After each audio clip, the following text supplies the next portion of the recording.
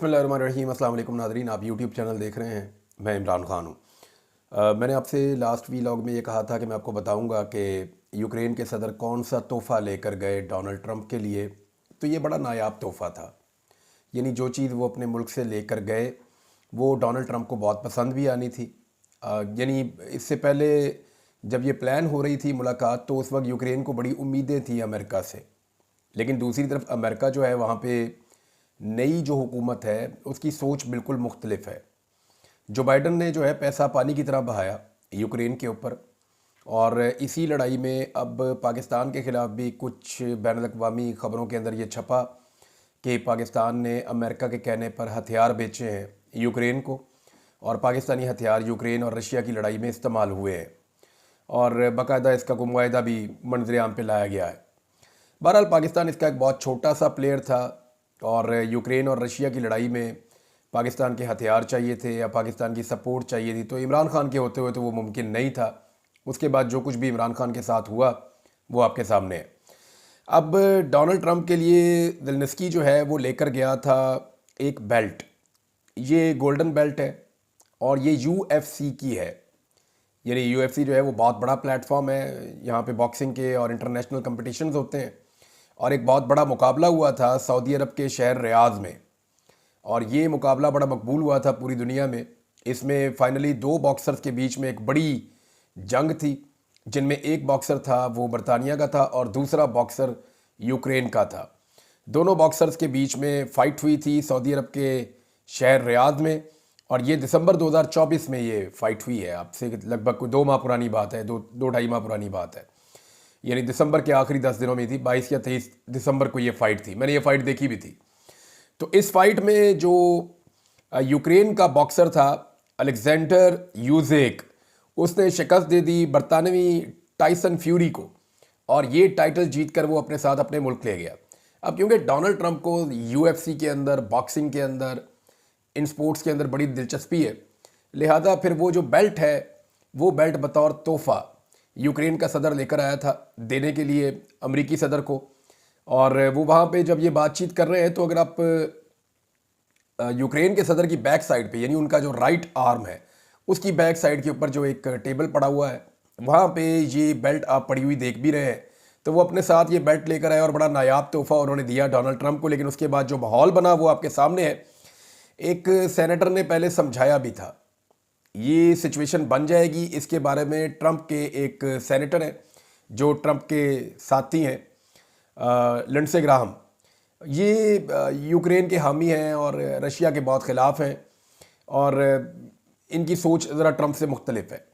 तो ये सेनेटर पहले मिले थे ज़ेलेंस्की को, और इन्होंने कहा था कि जनाब आपने एहतियात करनी है, मीडिया या कोई और आपको भड़काए नहीं, आपने बड़ी एहतियात के साथ डोनाल्ड ट्रंप के साथ बातचीत करनी है, और ये आपका एक बड़ा इम्तिहान होगा। लेकिन ज़ेलेंस्की जो है वो थोड़ा उन्होंने जज्बात दिखाया, क्योंकि जंग के अंदर एक आदमी होता है तो वो डिफरेंट स्टेट ऑफ माइंड में होता है। तो उसके बाद जो सिचुएशन बनी है वो अब आपके सामने है। वहाँ पे वाइट हाउस में ऐसा तो कभी किसी सफ़ीर के साथ नहीं हुआ जैसा एक मुल्क के प्रेसिडेंट के साथ हो गया, और बाद में मुबैना तौर पे उन्हें कहा गया कि आप वाइट हाउस को छोड़ दें। अब यूरोप के अंदर इनको काफ़ी पजीराई मिल रही है। यूरोप में जब ये गए बरतानिया, तो बरतानिया में वज़ीर आज़म ने 10 डाउनिंग स्ट्रीट से बाहर निकल कर बहुत आगे तक आकर इनका इस्तकबाल किया, इनको बगलगीर हुए और लेकर अपने साथ गए अंदर। उसके अलावा जो है वो शहज़ादा चार्ल्स, अभी तो वो बादशाह है चार्ल्स, उन्होंने मुलाकात की है और बड़ा ज़बरदस्त रिसेप्शन उन्होंने भी दिया है यूक्रेन के सदर को। और जो यूरोपीय यूनियन है उन्होंने भी इसके ऊपर एक फ़ैसला किया है। यानी यूरोप के जितने बड़े लीडर्स हैं उन सबका ये कहना है कि जब तक जंग है वो यूक्रेन के संग होंगे। यानी जब तक जंग यूक्रेन के संग, सिंपल आप करें उर्दू में तो वो ये है। वो ये कह रहे हैं कि जब तक रशिया के साथ यूक्रेन की जंग जारी रहेगी हम यूक्रेन को सपोर्ट करते रहेंगे, यूक्रेन को पैसा देते रहेंगे। देखिए एक बात हमें माननी पड़ेगी, खाली हथियार नहीं लड़ते होते, फ़ौज भी लड़ती होती है। और फ़ौज और अवाम अगर एक पेज के ऊपर हो तो फिर कोई भी फ़ौज मुकाबला कर लेती है। रशिया जैसी बड़ी फ़ौज का मुकाबला यूक्रेन जैसा छोटा मुल्क या उसकी फ़ौज नहीं कर सकती थी, लेकिन उसके लिए उन्हें जदीद हथियार चाहिए थे, बहुत सारा इक्विपमेंट चाहिए था, बहुत सारा पैसा चाहिए था। तो वो सब कुछ यूरोप ने और अमेरिका ने उनको दिया था। लेकिन लड़े तो ग्राउंड के ऊपर यूक्रेन के फौजी हैं या यूक्रेन की पब्लिक लड़ी है। और वो क्या कमाल लड़े हैं, यानी इतनी रेजिलियंस जो उन्होंने दिखाई है रशिया के खिलाफ, वो इन हथियारों के बगैर तो मुमकिन नहीं था जो यूरोप ने और अमेरिका ने दिए हैं, उस मदद के बगैर भी मुमकिन नहीं था जो यूरोप ने और अमेरिका ने दी है। लेकिन फिर भी लड़ने के लिए लोग चाहिए थे जो अपने मुल्क का दिफा करते, अपने मुल्क के लिए डट कर खड़े हो जाते। बहरहाल लड़ाई तो उन्होंने अच्छी लड़ी है। अब यूरोप कब तक सपोर्ट कर सकता है, क्योंकि यूरोप का टोटल जो बजट है दिफाई, सारे यूरोप जितनी भी कंट्रीज हैं उन सब का मिलाकर जो दिफाई बजट है, अकेले रशिया का दिफाई बजट उससे ज़्यादा है। अमेरिका के बगैर रशिया को टैकल करना या काउंटर करना ये मुश्किल हो जाएगा। और इतनी बड़ी तादाद में फ़ौजी कहाँ से आएंगे, इतनी बड़ी तादाद में हथियार कहाँ से आएंगे, बहुत बड़ी मिकदार के अंदर हथियार चाहिए। तो ये वो बड़े सवालात हैं जो आने वाले दिनों में उठेंगे। मेरे ख्याल में या तो यूरोप को अमेरिका को इस लड़ाई के अंदर वापस लाना पड़ेगा, या फिर अमेरिका की बात मानते हुए एक ऐसी जंगबंदी की तरफ जाना पड़ेगा जिसमें यूक्रेन के लिए कुछ ज़्यादा हौसला अफजा चीज़ें नहीं है, बल्कि यूक्रेन को कुछ ना कुछ लूज़ करना पड़ेगा। पाकिस्तान में अमन अमान के लिए ज़रूरी है कि अफ़गानिस्तान के अंदर अमन अमान हो। अफ़गानिस्तान के साथ पाकिस्तान का अमन अमान जुड़ा है, और ये इसलिए है कि हमने बाकायदा अफ़गानिस्तान के अंदर बड़े लंबे अरसे तक मुदाखलत की है, और फिर वहाँ से भी पाकिस्तान के अंदर मुदाखलत होती है। यानी पाकिस्तान में जब दहशतगर्दी होती थी बहुत ज़्यादा, तो पाकिस्तान की इंटेलिजेंस एजेंसीज़ और परवेज़ मुशर्रफ साहब के दौर में या उसके बाद भी वो हमें बार बार ये बताते रहे हैं कि इंडियन इन्फ्लुएंस है अफ़गानिस्तान में, और वो वहाँ से दहशतगर्दों को पाकिस्तान में दाखिल करते हैं और पाकिस्तान के अंदर दहशतगर्दी के वाक़यात होते हैं। लिहाजा जब तक कि अफ़गानिस्तान के अंदर सूरत हाल बेहतर नहीं होगी, तब तक पाकिस्तान के अंदर सूरत हाल बेहतर नहीं होगी। तो हमारा अमन मशरूत है अफ़गानिस्तान के साथ। खैबर पख्तूनख्वा की जो हुकूमत है वो अब अफ़गानिस्तान के साथ एंगेजमेंट्स कर रही है। उन्होंने एक मुतालबा किया है खैबर पख्तूनख्वा की हुकूमत ने, और ये बड़ा जायज़ मुतालबा है। खैबर पख्तूनख्वा की हुकूमत ये कहती है कि जी फटाफट आप TORs तैयार करें, यानी जो भी आपने बातचीत करनी है अफ़गानिस्तान की गवर्नमेंट के साथ, उसके TORs बनाए जाएं ताकि उनकी रोशनी में हम बातचीत करें। अकोड़ा खटक धमाके के बाद खैबर पख्तूनख्वा हुकूमत ने वफाक से अफ़गानिस्तान से बातचीत से मुताल्लिक TORs जल्द अज जल्द मंजूर करने का मुतालबा कर दिया है। तर्जुमान खैबर पख्तूनख्वा हुकूमत बैरिस्टर सैफ ने कहा कि वफाक अफ़गानिस्तान से बातचीत के लिए खैबर पख्तूनख्वा हुकूमत के टर्म्स ऑफ रेफरेंसेस यानी TORs जल्द अज जल्द मंजूर करे। यानी ये तो वफाक नहीं तय करना है ना कि हम किन चीज़ों के ऊपर बात कर सकते हैं और किन चीज़ों के ऊपर बात नहीं कर सकते। यानी एक सूबा जाके अब जिन चीज़ों पे वफाक तय कर देगा कि ये वाली बातें हमने अफ़गानिस्तान के साथ करनी है और ये वाली बातें हमने नहीं करनी, ये चीज़ें हम तय कर सकते हैं, और ये वाली चीज़ें जो है वो इनसे आगे हमने नहीं बढ़ना। तो अपनी लिमिट्स जो है वो वफाक तय करेगा, क्योंकि ये फॉरेन पॉलिसी का इशू है। क्योंकि खैबर पख्तूनख्वा जो है वो बराह रास्त इसमें उसका नुकसान होता है या बलूचिस्तान का नुकसान होता है, मुतासरा सूबे हैं दोनों। लिहाजा यहाँ से जो गवर्नमेंट है वो अफ़गानिस्तान के साथ बातचीत करेगी। वफाक अपने TORs की मंजूरी में मज़ीद ताख़ीर से गुरेज करे। खैबर पख्तूनख्वा हुकूमत हंगामी बुनियादों पर वफद अफ़गानिस्तान भेजना चाहती है। अपने अवाम के जानो माल की हिफाजत खैबर पख्तूनख्वा हुकूमत की अव्वलीन तरजीह है, और वफाक खैबर पख्तूनख्वा में दहशतगर्दी की रोकथाम की बजाय इस अहम मसले पर सियासत करने से गुरेज करे। वफाक को पंजाब और सिंध के वज़ीर आला के बैरूनी दौरों पर कोई एतराज़ नहीं है। वज़ीर आला पंजाब मरियम नवाज़ भारत से स्मोक डिप्लोमेसी करती हैं, यानी उन्होंने बातचीत की है, वहाँ पे भी लेटर लिखा है कि जनाब आपका स्मोक या आपका जो धुआं है, जो फसलें आप जलाते हैं वो पंजाब में आता है और वो नुकसान करता है। कभी दिवाली की मौके के ऊपर ये कहा जाता है।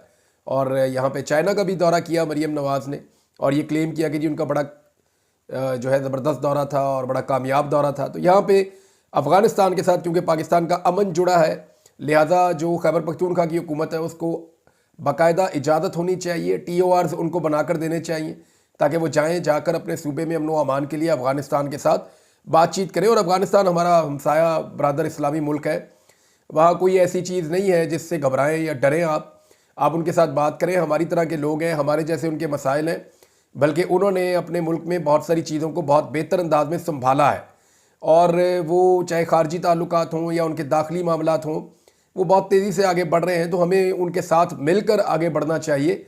हाँ, कुछ इख्तलाफात रहेंगे, उनका अपना एक तर्ज़ हुक्मरानी है, उनका अपना एक तरीक़ाकार है, पाकिस्तान का अपना एक तर्ज़ हुक्मरानी है, पाकिस्तान का अपना एक तरीक़ाकार है, हमारा आइन, उनका सिस्टम, ये सब मुख्तलिफ है और ये मुख्तलिफ रहेगा भी, लेकिन साथ ही साथ रहना दोनों ने इकट्ठे है। आप अपने हमसाए तब्दील नहीं कर सकते। हमसायों के मामले में एक चीज़ जो है वो हमेशा कंफर्म रहती है कि आप अपने हमसाए को तब्दील नहीं कर सकते, आप उसके साथ ताल्लुकात को बेहतर या ख़राब कर सकते हैं, लेकिन आपके पास ये चॉइस नहीं होती कि आप अपने हमसाए को तब्दील कर लें या वहाँ पे लाके किसी और को आप बसा लें। ऐसा मुमकिन नहीं होता। नाज़रीन, IMF का वफद जो है वो पाकिस्तान का जो इक्तसादी जायज़ा लेने के लिए अब आ रहा है, ये इम्पॉर्टेंट है। आज से ये मुज़ाकरात शुरू हो जाएंगे और 14 मार्च तक ये मुज़ाकरात रहेंगे। इससे पहले आपको पता है कि IMF का जो एक और वफद पाकिस्तान में आया था और उन्होंने एक एक इदारे का एक एक चीज़ का जायज़ा लिया था। इतनी डेप्थ में वो कभी नहीं गए तारीख़ में। वो सुप्रीम कोर्ट ऑफ पाकिस्तान के जजेस से भी मिले, चीफ जस्टिस ऑफ पाकिस्तान से मिले, बार काउंसिल से मिले। इसके अलावा मुख्तलिफ इदारों के अंदर पहली मरतबा IMF इस लेवल तक गया, इतना अंदर तक गया कि हमने उससे पहले कभी सुना नहीं था। तो पूरा का पूरा मुल्क उनके सामने गिरवी रखा गया और उन्होंने कुछ तजावीज़ बनाकर दी हैं। ये जो वफद आ रहा है ये उन तजावीज़ के साथ आ रहा है। वो जो पहले वाला वफद था वो यहाँ से गया, उसने सारी सिचुएशन सामने रखी, वो एक्सपर्ट्स थे, वो ये बता रहे हैं कि पाकिस्तान में रूल ऑफ लॉ के ये मामलात हैं, इंसानी हकूक़ के ये मामलात हैं, अदम एतमाद लोगों का क्यों बढ़ता चला जा रहा है और जो पाकिस्तान के अंदर अदलिया की सिचुएशन है वो क्या है। तो ये सारी चीज़ें उन्होंने रखी हैं अब आने वाले वफद के सामने। अब ये वफद तजावीज़ लेकर आएगा जिन पे पाकिस्तान को अमल दरामद करना पड़ेगा। आज से इसका सिलसिला शुरू हो जाएगा, आहिस्ता आहिस्ता चीज़ें रिपोर्ट होंगी और जो रिपोर्टर्स ये कवरेज करते हैं, जो कॉमर्स रिपोर्टिंग करते हैं, जो वजारत ख़जाना के मामलात को रिपोर्ट करते हैं, वो आने वाले दिनों में हमें बताएंगे कि IMF इस मरतबा किन शराइत के साथ आ रहा है और वो कौन सी चीज़ें हैं जिनके लिए पाकिस्तान पर मज़ीद दबाव डाला जाएगा। बहरहाल ये IMF का वफद जो है ये पाकिस्तान आज से काम शुरू कर रहा है, 14 मार्च तक काम करेगा। उसके बाद इन्हीं के अगली किस्त के ऊपर इन्हिसार है कि पाकिस्तान अपना आने वाला बजट कैसा पेश करता है। देखिए, पाकिस्तान की हुकूमत एक नया बजट बनाने जा रही है। अप्रैल और मई में उस बजट की तैयारियां होनी है, बल्कि अब से काम शुरू हो चुका है और जून में ये बजट पेश किया जाएगा। मईशत की सूरत हाल आपके सामने है, पाकिस्तान की बहुत ही पतली हालत है। तो ऐसी सूरत हाल में जब IMF ने आपके ऊपर पूरा शिकंजा कसा हुआ है तो आप एक अवामी बजट कैसे पेश कर सकते हैं, ये एक बड़ा सवाल है मौजूदा हुकूमत के लिए, जो इस वक्त बिल्कुल पॉपुलर नहीं है। हुकूमत ने बहुत सारे ऐसे फैसले किए हैं जो आवाम में उनको बिल्कुल पजीराई नहीं मिली। बिजली बहुत महंगी कर दी, गैस बहुत महंगी कर दी, पेट्रोल बहुत महंगा कर दिया, हर चीज़ के ऊपर टैक्स लगा दिया। उससे पाकिस्तान की मईशत को कुछ हद तक इन्होंने संभाला है। यानी अगर आप IMF की रिपोर्टें देखें या वर्ल्ड बैंक वगैरह से आप बात करें तो वो कहेंगे जी पाकिस्तान की मईशत के अंदर कुछ चीज़ें बेहतर हो रही हैं, लेकिन इससे पाकिस्तान की आवाम की क्या हालत हो रही है इसका किसी को अंदाज़ा भी नहीं है।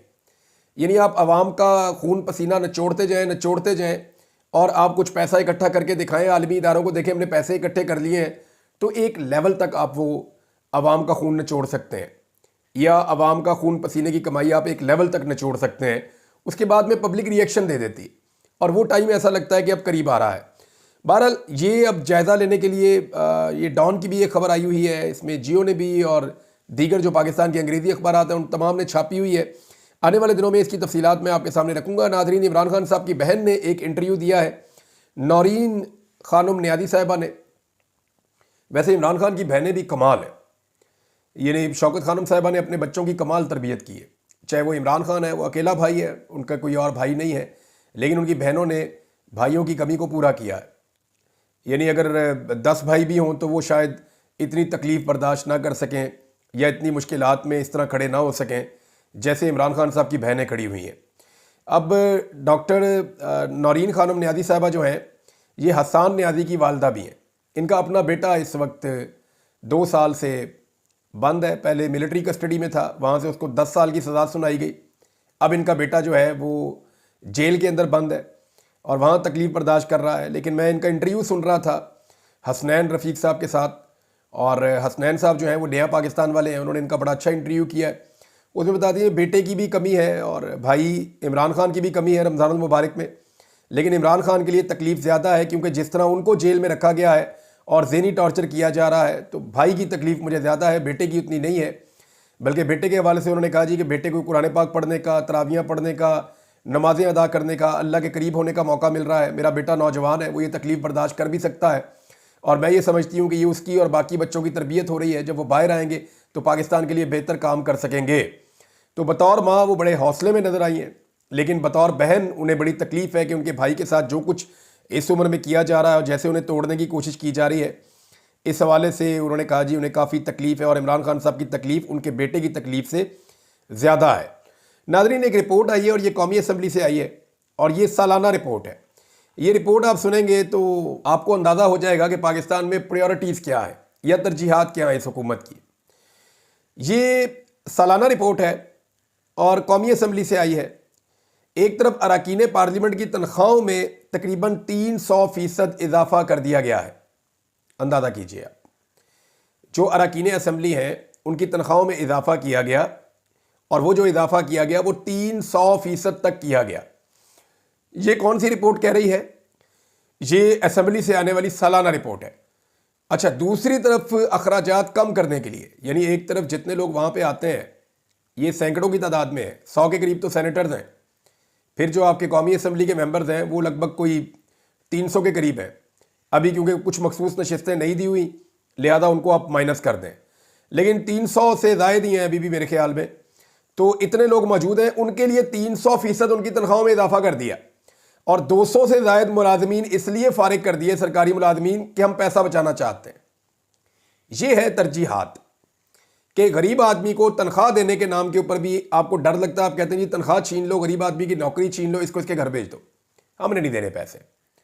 और अमीर आदमी जो करोड़ों रुपया लगाकर इलेक्शन लड़के आते हैं और उसके बाद इनमें से बेशतर लोग पैसा बना रहे होते हैं, उनकी तनख्वाहें 300% तक बढ़ा दी गई हैं। ये जब इस तरह की प्रायोरिटीज़ होंगी ना नाज़रीन, तो फिर मुल्क इसी तरह आगे बढ़ेगा जैसे इस वक्त आगे बढ़ रहा है। कल मैंने आपको एक और ख़बर दी थी कि वज़ीर ख़जाना है पाकिस्तान के, उनकी नॉन कस्टम पेड गाड़ी के ऊपर झंडा लगाने से एक 20वें ग्रेड की ऑफिसर ने इनकार किया तो उन्हें फारिग कर दिया गया।